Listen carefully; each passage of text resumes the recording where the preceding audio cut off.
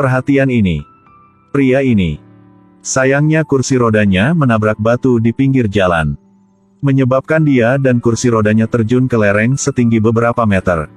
Pada saat ini, seorang gadis lewat dan melihat itu. Bergegas datang membantunya. Dia menggunakan semua kekuatannya untuk menahannya yang sedang berguling-guling di tanah. Keduanya saling memandang dengan penuh gairah. Gadis itu tahu dia agak kasar jadi dia meminta maaf padanya. Maaf. Kau baik-baik kan? Apakah serius? Jangan sentuh saya. Saya hanya ingin membantu. Tidak perlu, terima kasih. Ini bukan pertama kalinya saya mengalami hal ini. Saya bisa melakukannya sendiri. Gadis itu melihat pria itu begitu sombong. Karena belum memahami banyak tentang dia. Jadi dia hanya bisa mematuhinya. Akhirnya untuk merasa sedikit lebih nyaman. Dia membantunya berdiriin kursi rodanya yang jatuh. Saya hanya melakukan apa yang seharusnya saya lakukan. Terserah kau mau menerimanya atau tidak. Setelah mengatakan itu, dia segera pergi. Tapi tindakannya ini telah menarik perhatiannya. Bahkan membuatnya merasa baik terhadapnya. Gadis ini keren banget. Tidak lama setelah itu, ketika dia hendak pergi, dia menemukan ada sepotong batu giok di tanah. Itu pasti dijatuhkan oleh gadis itu. Dia baru saja kecewa. Karena tidak ada cara untuk menghubunginya. Tapi sekarang juga menemukan kesempatan untuk bertemu dengannya lagi. Ternyata dia adalah ketua dewan sebuah perusahaan. Saat pulang, dalam benaknya terus-menerus memikirkan tindakan gadis tadi. Mungkin inilah reaksi ajaib dari apa yang disebut cinta pada pandangan pertama. Pada saat ini, dia tidak hanya berterima kasih banyak kepada gadis itu, tetapi juga merasa sedikit jatuh cinta padanya. Pada saat yang sama, karena dia kehilangan batu gioknya, dia sangat khawatir. Karena batu giok itu memiliki arti yang sangat spesial baginya. Jadi di tengah malam dia mengambil senter dan berlari mencarinya. 3 hari kemudian, dini pagi, dia sedang menunggunya dalam perjalanan ke tempat kerjanya. Setelah bertemu dengannya lagi, dia mengeluarkan banyak uang. Sebagai hadiah terima kasih. Terima kasih telah menyelamatkan hidupku hari itu. Tapi dia langsung menolak. Dia bilang dia hanya melihat orang itu dalam kesulitan jadi ingin membantu. Kamu harus mengambilnya. Kenapa aku harus mematuhimu kamu? Jika kamu ingin memberi, kamu harus memaksaku untuk mengambilnya kan? Mengapa kamu begitu tidak masuk akal? Sudah kubilang aku tidak akan mengambilnya. Mengapa kamu begitu keras kepala? Jelas kamu keras kepala tapi kenapa kamu bilang aku keras kepala? Setelah mengatakan itu, dia segera pergi. Tapi tidak menyangka dia menyuruhnya untuk berhenti. Mengatakan dia ingin mengembalikan batu giok kepadanya. Mendengar dia mengatakan bahwa dia telah menemukan batu gioknya, gadis ini sangat senang. Dia bahkan lebih bahagia ketika dia mendapatkan gajinya di akhir bulan. Pada saat yang sama dia juga memiliki pandangan berbeda tentang pria ini. Terima kasih banyak. Aku sangat berterima kasih padamu. Dan begitulah. Meskipun awalnya mereka tidak menyukai satu sama lain, sekarang mereka telah mengembangkan perasaan satu sama lain. Selain itu, dia melakukan perbuatan baik tanpa perlu balas yang membuat pria ini kagum. Semakin jatuh cinta padanya. Merasa tidak bisa memberikan apapun kepada gadis ini. Dalam hatinya sangat tidak nyaman. Jadi dia pergi untuk mencari tahu tentang gadis ini. Mengetahui bahwa keluarganya sangat miskin. Rumah tempat tinggal keluarga dia masih dalam tekanan dari pemilik untuk membayar utang. Jadi dia mengatur asistennya untuk membantu keluarganya membayar sewa secara penuh. Bibi, orang ini sudah melunasi semua hutangmu. Mulai sekarang, tinggallah di rumah ini ya. Dia akhirnya memecahkan masalah perumahan untuk keluarga gadis itu. Bahkan memberi ibu gadis itu tonikum. Tindakan kecil tapi perasaan besar. Kemudian untuk menunjukkan cintanya, dia membeli bunga dan pergi ke tempat kerjanya. Dan memutuskan untuk mulai mengakui perasaannya. Inheren dia seorang dengan kepribadian Sama sekali tidak terkejut dengan sikapnya yang tiba-tiba. Dia memutuskan untuk berkencan dengannya. Karena dia juga memiliki perasaan untuknya. Karena tubuhnya cacat tapi kemauannya tidak. Dia mendirikan perusahaan dari nol sendiri. Pada akhirnya, untuk membalas budi karena menyelamatkan nyawanya, dia mengundangnya untuk pergi ke perusahaannya untuk bekerja. Berpikir bahwa gajinya saat ini terlalu rendah. Dia memutuskan untuk mencoba berganti pekerjaan.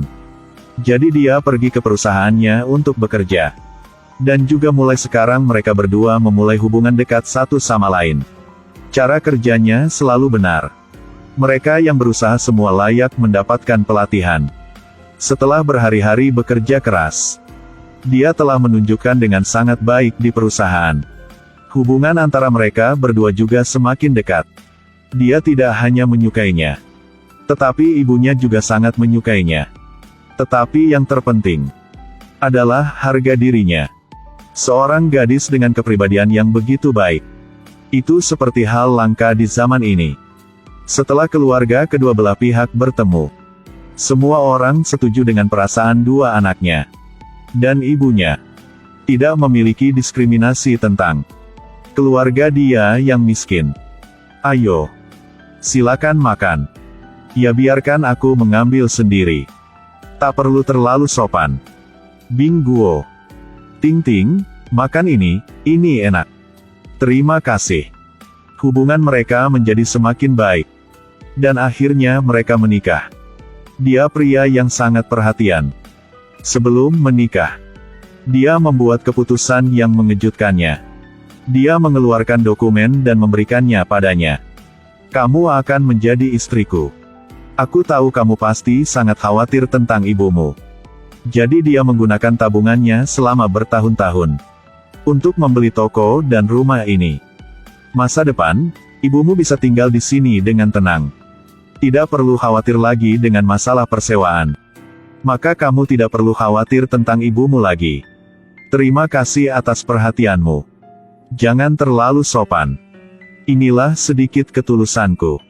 Tidak mudah bagi ibu untuk membesarkanmu. Sekarang aku telah membawamu pergi dari pelukannya. Tinggalkan ibuku di rumah sendirian. Tidak hanya kamu. Bahkan aku juga merasa sangat khawatir. Aku hanya bisa mencoba memberi ibumu kehidupan yang damai seperti ini. Ini adalah tanggung jawabku. Itu wajar jika menantu merawat ibu mertuanya. Memang, cara melakukannya ini membuat orang lain harus mengagumi. Juga karena itu. Karenanya, gadis ini pun mengaku telah menikah dengan suami yang tepat. Dia secara bertahap menjadi bagian tak terpisahkan dalam hatinya. Tetapi ketika mereka berdua bersiap untuk menikah, mereka tidak menyangka Tuhan akan mempersulit mereka. Suatu pergi kerja, secara tidak sengaja mengetahui bahwa dia telah mempekerjakan seorang sekretaris baru. Kebetulan, itu adalah mantan pacarnya. Pada saat ini, dia tertegun beberapa menit. Ternyata dia adalah pacarnya 2 tahun yang lalu. 2 tahun lalu, keduanya sedang bersiap menikah. Tapi tiba-tiba dia meninggalkannya. Dia sudah mencarinya selama lebih dari setahun. Tidak menyangka ketika perasaannya perlahan memudar, dia tiba-tiba muncul kembali. Tapi pada saat ini, dia telah mencintai ketua dewan. Jadi dia mulai kehilangan ketenangannya. Terus-menerus mengikutinya tanpa menyerah. Bukankah aku sudah memberitahumu? Jangan datang mencari saya di masa depan lagi. Ingin putuskan, jangan bermimpi. Di antara kami tidak ada yang tersisa untuk dikatakan lagi. Apakah karena kau menikah dengan orang kaya? Dan salahkan aku karena tidak punya uang, kan? Jadi kamu ingin putus denganku, kan? Cintaku padamu tidak sejauh itu. Sekarang kamu mengatakan itu karena kamu akan menikah dengan pria kaya. Seluruh dunia tahu kamu akan menikah dengan orang kaya. Hanya orang bodoh sepertiku yang akan menjadi yang terakhir tahu. Lepaskan aku. Sao Ting adalah wanitaku. Tidak ada yang diizinkan menikahinya selain aku. Sao Ting adalah wanitaku. Dapat melihat bahwa cintanya sangat dalam. Dia juga memiliki perasaan padanya. Tapi dia tidak bisa mengkhianati kekasihnya. Pada akhirnya dia memutuskan untuk tetap bersama ketua dewan. Mantan pacar ini tidak bisa menerima kenyataan. Mengatakan bahwa selama dia belum menikah, dia akan berusaha mendapatkan banyak uang untuk memenangkan hatinya. Hasilnya, dia langsung bekerja sebagai sekretaris di sebelah Bing Guo. Bing Guo tidak tahu apa-apa tentang hubungan mereka. Jin Song, ini istriku. Namanya Sao Ting. Pagi, Nyonya. Harap bisa dapatkan bantuan Anda di masa depan. Karena mantan pacar muncul tiba-tiba seperti ini, membuatnya patah hati.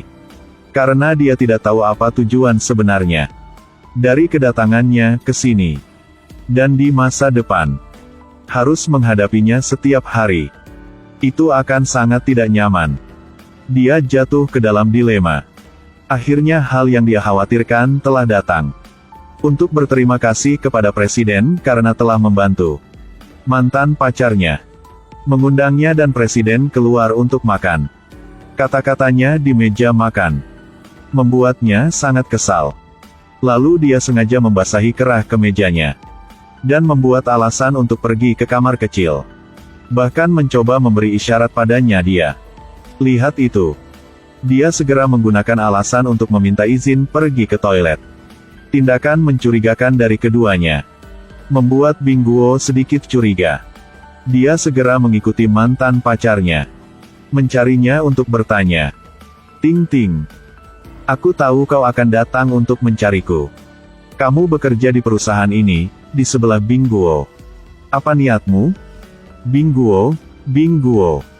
Kenapa memanggilnya dengan cara begitu Mersa? Tolong jawab pertanyaan saya. Dia memberi saya kesempatan untuk bekerja. Saya berterima kasih kepada Tuhan atas kesempatan bertemu denganmu lagi. Aku menjagamu, melindungimu. Aku tidak akan pernah menyakitimu lagi. Kau tak boleh melakukan itu. Ting Ting, aku menyarankanmu jangan stres. Tetap santai. Jangan biarkan dia melihat celahmu lalu cepat. Mereka berdua telah keluar selama 20 menit. Seiring dengan yang baru saja terjadi di sini, mereka berdua saling memandang. Sehingga Bing Guo tidak bisa tidak curiga. Jadi dia pergi ke kamar kecil untuk memeriksa. Tanpa diduga pada saat ini, dia akhirnya memutuskan semua hubungannya dengan mantan pacarnya. Dia bertekad untuk melupakannya. Hanya mencintai Bing Guo saja. Bing Guo, aku baru saja meriaskan. Tidak apa-apa. Ayo kita pulang. Ya. Secara bertahap Bing Guo tidak ada keraguan apapun lagi. Dua orang hidup bersama, pasti harus seperti itu. Sama sekali tidak boleh menipu satu sama lain. Jika tidak konsekuensinya akan sangat serius. Ini adalah tanggung jawab Anda kepada pasangan Anda. Dan itu juga adalah rasa hormat untuk cinta. Akhirnya, setelah sekian lama melewati banyak tantangan, dengan restu dari kedua belah pihak keluarga, mereka berdua akhirnya memasuki pelaminan. Semua orang bersaksi tentang pernikahan ini. Cinta keduanya seperti takdir surga. Bukan hanya hidup bahagia, tapi juga bekerja sama untuk membuat karir semakin luhur. Orang yang memiliki perasaan satu sama lain pasti akan tinggal di serumah selamanya.